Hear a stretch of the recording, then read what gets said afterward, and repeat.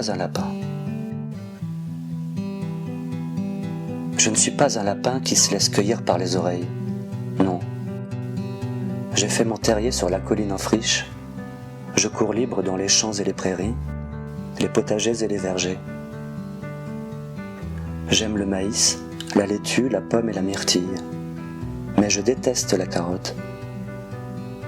Si tu t'approches de moi, lentement, en tenant dans ta main une belle carotte, ostensiblement, et avec un sourire sympathique sur ton visage, moi je m'en fiche et je m'éloigne. Je déteste la carotte. Mais j'aime le maïs, la laitue, la pomme et la myrtille.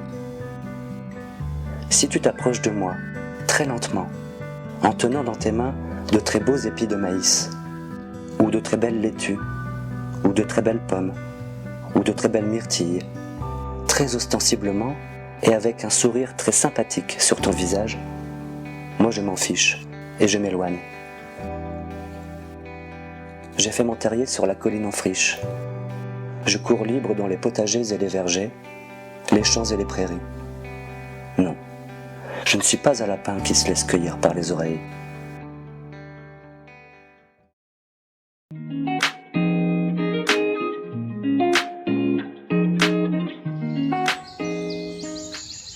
Réveil.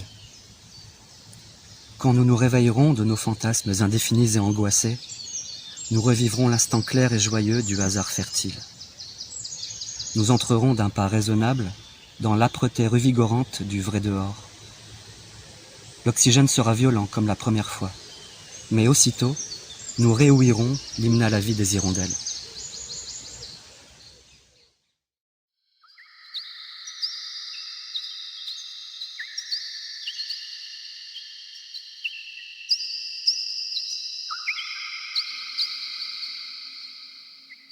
Sur le bord, j'ai glissé. Je suis tombé dedans. Me voilà au fond de cette crevasse, dans une pleine obscurité, mais sain et sauf. J'ai ralenti ma chute en chantant une douce mélodie. Pas besoin de secours, mais d'un ravitaillement quotidien.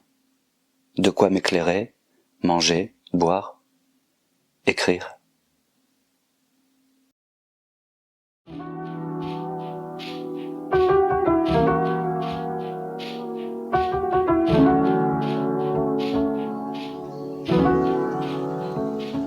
On m'a dit. On m'a dit et me redit que c'est ainsi, qu'ainsi ce fut et sera.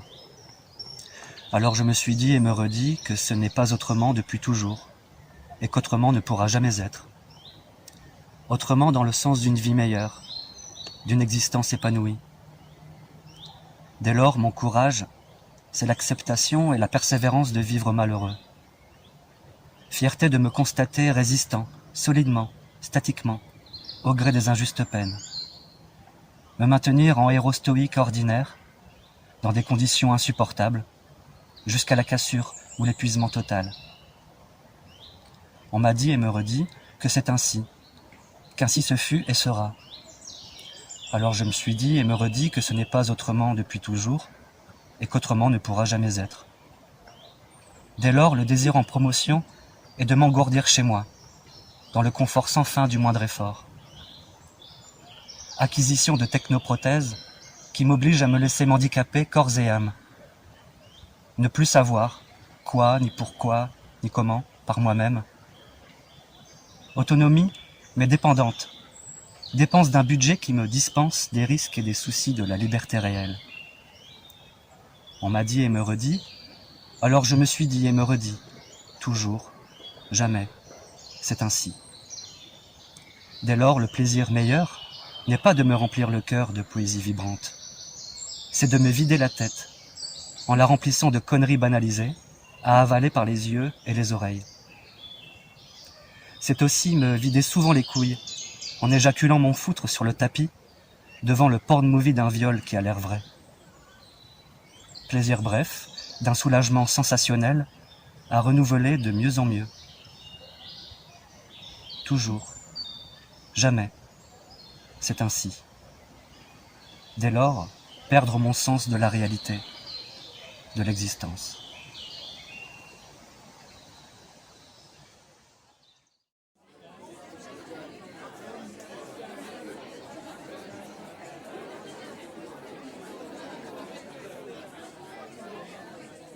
Quoi de neuf? Tu me poses la question, quoi de neuf? Je ne te frapperai pas, je ne t'insulterai pas, je ne partirai pas sans te répondre. Car ta question est légitime, même si tu n'es pas un ami, et même si nous nous croisons souvent. Tu agis selon la bienséance, en t'avisant de contrôler aussi aimablement ma conformité aux injonctions normatives. Car la dignité toujours nous oblige à produire ou à trouver de la nouveauté au fil de notre actualité continuelle. Quoi de neuf? Oui, assurément. La semaine dernière, pour la première fois, j'ai emmené ma grand-mère à la piscine. Hier soir, j'ai réussi et savouré un velouté de choux au fromage de maroilles, à la patate, au lard, à l'ail et à l'oignon. Je n'avais jamais eu de tracas digestifs jusqu'à ces gargouillements nocturnes qui se conclurent par une diarrhée phénoménale. Voilà, à toi maintenant. Quoi de neuf?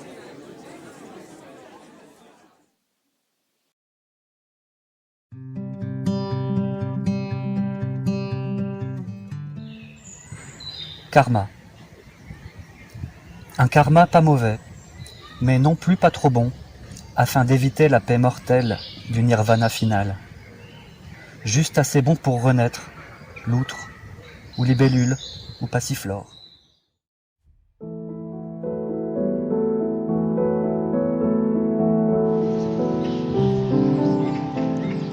Désert. Il a tari ses 3 sources. Le fleuve ne le traverse plus. Vaste désert brûlant, immobile, sans nomade ni dune aucune. Immensité plate, couverte de sable gris, de poussière d'humus et de cailloux. Espace inerte oublié par le temps, dont l'infiniment vide est souvent tourmenté par des vents violents, par des orages de tragédie. Ne pouvant pudiquement dissimuler ces quelques ruines anciennes de palais, de temples, de caravansérails, il en expose presque volontiers la romantique et languissante nostalgie. Mais lorsque survient la pluie, si rare, il est soudainement saisi de sensations exquises. Sans craindre la fin de l'instant, ni espérer que celui-ci s'éternise, il frissonne et tressaille au contact infime et précieux de chaque goutte d'eau. De sa jubilation jaillit toute une flore unique, euphorique, aussi exubérante qu'éphémère. C'est magnifique.